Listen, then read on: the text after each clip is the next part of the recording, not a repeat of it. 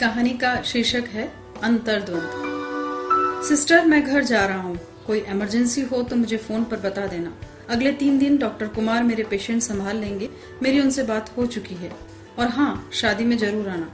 Doctor Gupta ने sister Rubina से मुस्कुराते हुए कहा। जरूर सर, मैं शादी में जरूर आऊंगी और आप हॉस्पिटल की बिल्कुल चिंता मत करिएगा, हम सब संभाल लेंगे, सिस्टर रुबीना ने उन्हें आश्वस्त करते हुए कहा।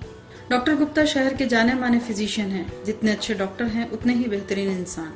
मरीज दवाइयों से पहले आधा तो उनके पास आकर ही ठीक हो जाता है। हर मरीज से पहले वो धैर्यपूर्वक बात करते हैं, सारी समस्या सुनने के बाद ही दवाइयाँ लिखते हैं। अपने पेशे को पूरी तरह समर्पित डॉक्टर साहब की जिंदगी में उनके पेशेंट्स हमेशा पहले नंबर पर आते हैं। 12 वर्ष की छोटी सी उम्र में उनके सर से पिता का साया उठ गया।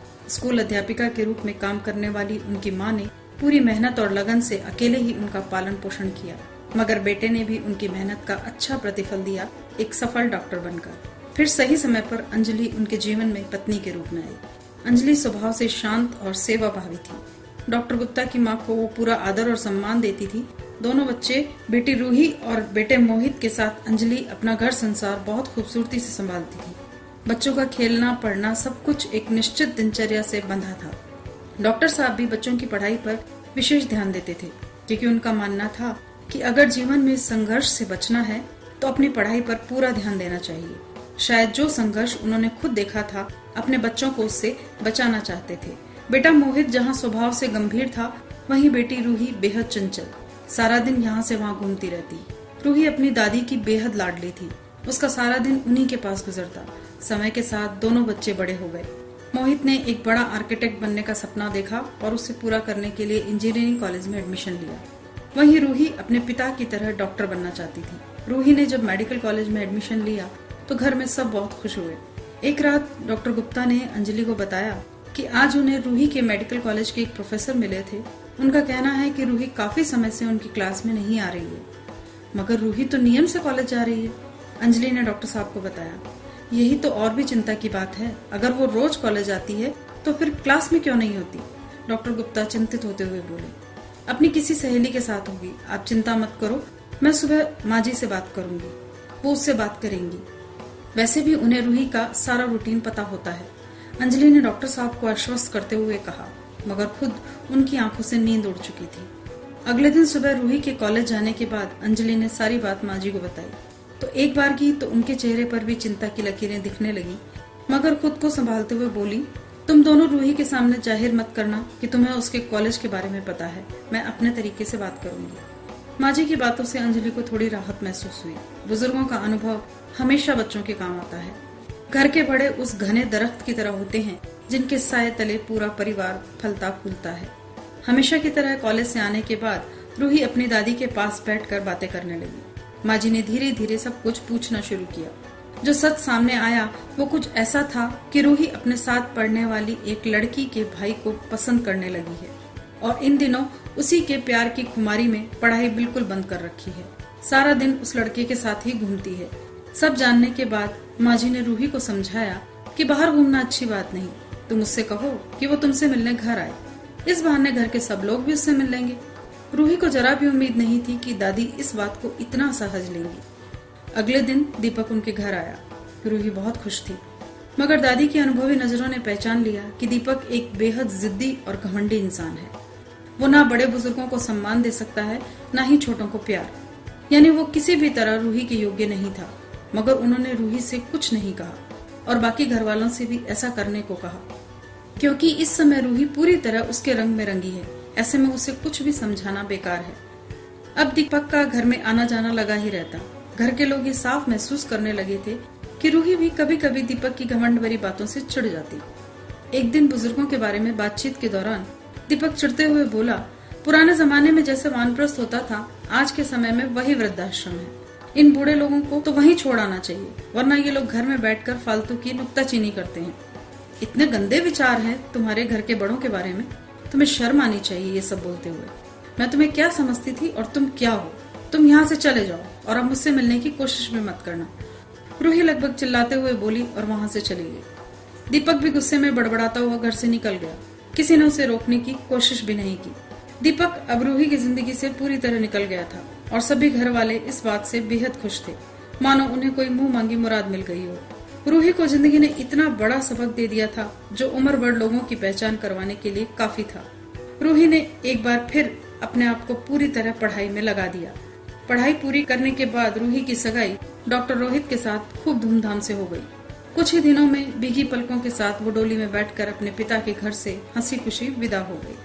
डॉक्टर गुप्ता अब चाहते थे कि मोहित का घर भी बस जाए। कई बार कहने पर भी मोहित लगातार मना कर रहा था। वैसे उसका काम अच्छा चल रहा था। शहर के कई बड़े प्रोजेक्ट उसके हाथ में थे।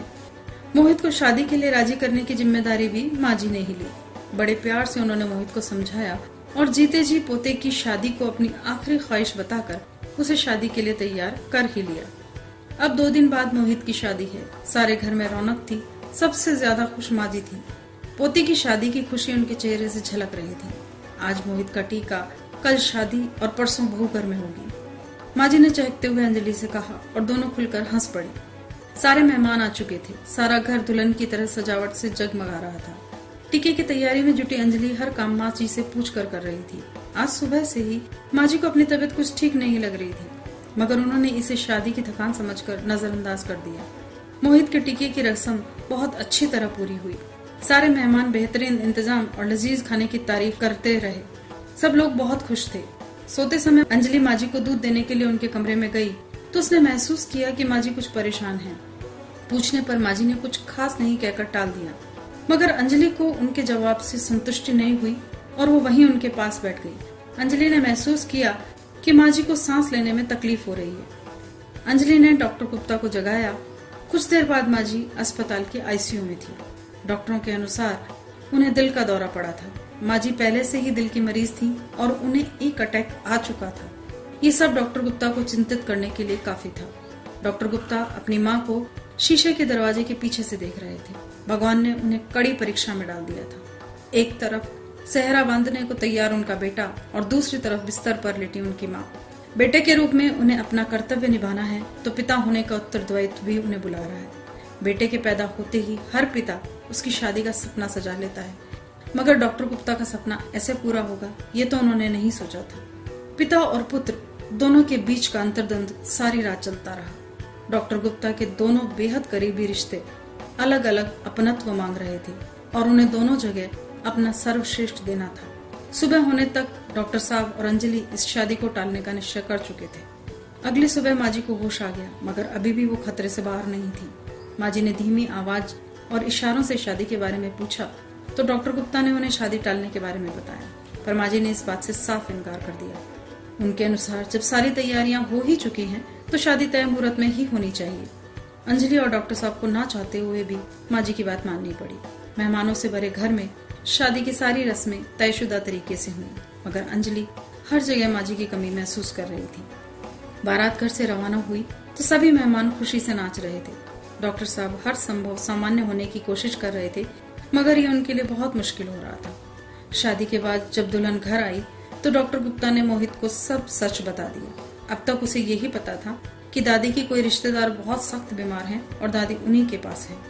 मोहित दुल्हन के साथ तुरंत अस्पताल पहुंचा। वहाँ दादी की हालत देखकर फूट फूट कर रोने लगा।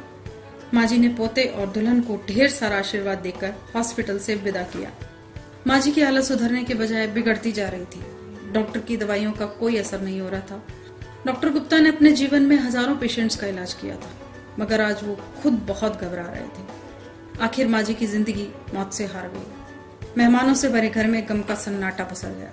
डॉक्टर गुप्ता के तो मानो सर से छत छिन गई हो। सारे शहर में एक चर्चा थी कि डॉक्टर गुप्ता की माताजी नहीं रही, मगर डॉक्टर साहब ये सोच रहे थे कि कल तक जब माँ जीवित थी तब तक उनकी पहचान एक बेटे के रूप में थी, मगर आज उन्हें बेटा कहकर पुकारने वाली आवाज नहीं रही, प्यार से सिर सहलाने वाले हाथ नहीं रहे। सही मायने में तो आज एक बेटा नहीं रहा। आज के बाद समाज में उनकी पहचान सिर्फ एक पिता और पति के रूप में रहे।